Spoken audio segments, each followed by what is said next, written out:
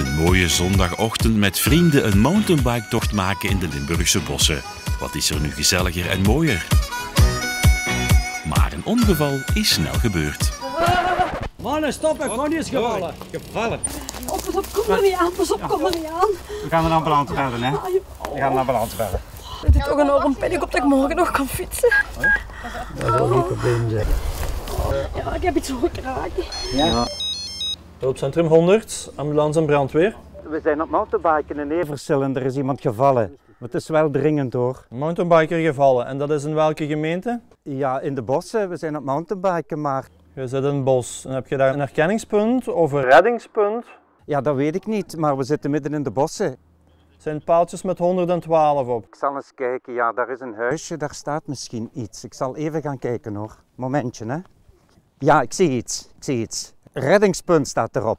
Ja, dat bordje met 112. Daar staat nog een nummer op. Die 3 laatste cijfers heb ik nodig. Dan weet ik exact waar u zich bevindt. De laatste 3, dat is 094. Maar het is wel dringend hoor.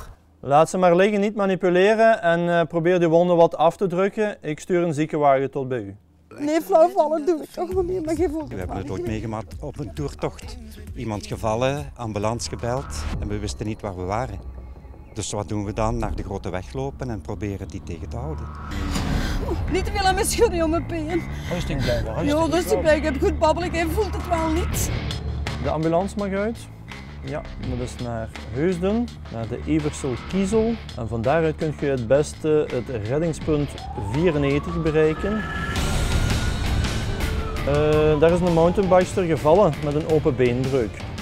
Op de Eversel-Kiezel is daar een slagboom die je kunt openen en zo kun je het beste tot bij die dame geraken. Ritnummer is 31. Dank u.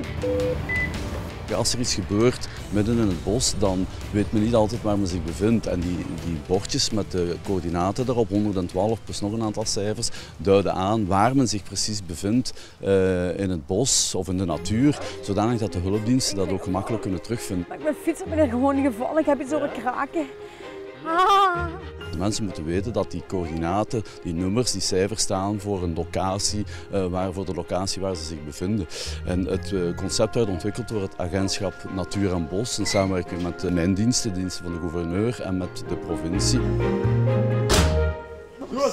Met mijn fiets mee. Vergeet me die niet.